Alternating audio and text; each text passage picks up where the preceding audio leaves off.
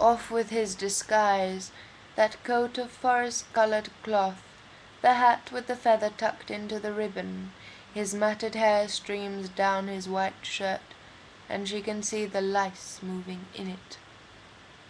The sticks in the hearth shift and hiss. Night and the forest has come into the kitchen with darkness tangled in its hair. He strips off his shirt. His skin is the color and texture of vellum. A crisp stripe of hair runs down his belly. His nipples are ripe and dark as poison fruit, but he's so thin you could count the ribs under his skin, if only he gave you the time. He strips off his trousers and she can see how hairy his legs are. His genitals huge, huge.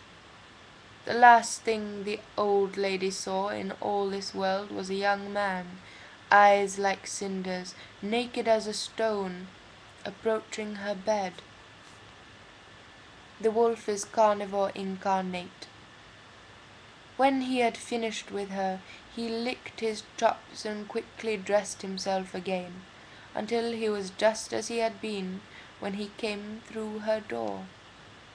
He burned the inedible hair in the fireplace and wrapped the bones up in a napkin that he hid away under the bed in the wooden chest in which he found a clean pair of sheets.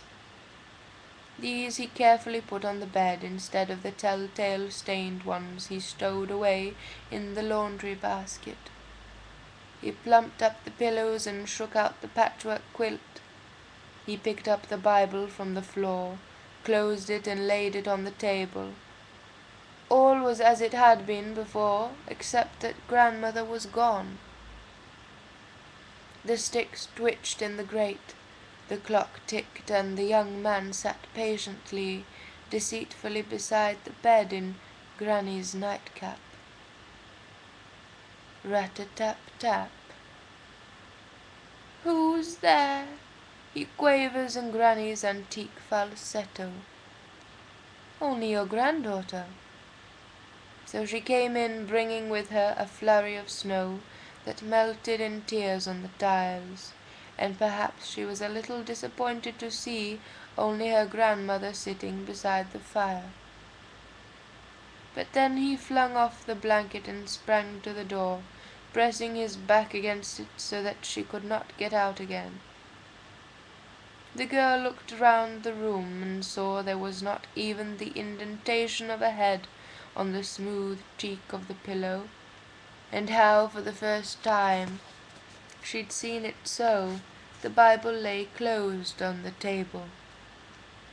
The tick of the clock cracked like a whip. She wanted her knife from her basket, but she did not dare reach for it because his eyes were fixed upon her. Huge eyes that now seemed to shine with a unique interior light. Eyes the size of saucers, saucers full of Greek fire, diabolic phosphorescence. "What big eyes you have. All the better to see you with." No trace at all of the old woman except for a tuft of white hair that had caught in the bark of an unburned log. When the girl saw that, she knew she was in danger of death. "Where is my grandmother?" "There's nobody here but we two, my darling." Now a great howling rose up all around them, near, very near, as close as the kitchen garden, the howling of a multitude of wolves. She knew the worst wolves are hairy on the inside, and she shivered. In spite of the scarlet shawl she pulled more closely round herself, as if it could protect her, although it was as red as the blood she must spill. "Who has come to sing us carols?" she said. "Those are the voices of my brothers, darling. I love the company of wolves. Look out of the window and you'll see them." Snow half caked the lattice, and she opened it to look out into the garden. It was a white night of moon and snow, The blizzard whirled round the gaunt grey beasts who squatted on their haunches among the rows of winter cabbage, pointing their sharp snouts to the moon and howling as if their hearts would break. 10 wolves, 20 wolves, so many wolves she could not count them, howling in a concert as if demented or deranged. Their eyes reflected the light from the kitchen and shone like 100 candles. "It is very cold, poor things," she said. "No wonder they howl so." She closed the window on the wolves' threnody and took off her scarlet shawl, the colour of poppies, the colour of sacrifices, the colour of her menses, and, since her fear did her no good, she ceased to be afraid. "What shall I do with my shawl?" "Throw it on the fire, dear one. You won't need it again." She bundled up her shawl and threw it on the blaze, which instantly consumed it.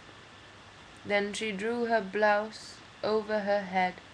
Her small breasts gleamed as if the snow had invaded the room. "What shall I do with my blouse?" "Into the fire with it too, my pet." The thin muslin went flaring up to the chimney like a magic bird, and now off came her skirt, her woolen stockings, her shoes, and on to the fire they went too, and were gone for good. The firelight shone through the edges of her skin. Now she was clothed only in her untouched integument of flesh. This dazzling naked she combed out her hair with fingers. Her hair looked white as the snow outside, then went directly to the man with red eyes and those unkempt mane the lice moved. She stood up on tiptoe and unbuttoned the collar of his shirt. "What big arms you have! All the better to hug you with." Every wolf in the world now howled in prothalamion outside the window as she freely gave the kiss she owed him. "What big teeth you have!" She saw how his jaw began to slaver, and the room was full of clamour of the forest's Liebestod, but the wise child never flinched, even when he answered, "All the better to eat you with." The girl burst out laughing. She knew she was nobody's meat. She laughed at him full in the face. She ripped off his shirt for him and flung it into the fire, in the fiery wake of her own discarded clothing. The flames danced like dead souls on Walpurgisnacht, and the old bones under the bed set up a terrible clattering, but she did not pay them any heed. Carnivore incarnate, only immaculate flesh appeases him. She will lay his fearful head on her lap, and she will pick out the lice from his pelt, and perhaps she will put the lice into her mouth and eat them, as he will bid her, as she will do in a savage marriage ceremony. The blizzard will die down. The blizzard died down, leaving the mountains as randomly covered with snow as if a blind woman had thrown a sheet over them. The upper branches of the forest pines limed, creaking, swollen with the fall. Snowlight, moonlight, a confusion of paw prints. All silent, all still. Midnight, and the clock strikes. It is Christmas Day, the werewolf's birthday. The door of the solstice stands wide open. Let them all sink through. See, sweet and sound she sleeps in Granny's bed, between the paws of the tender wolf.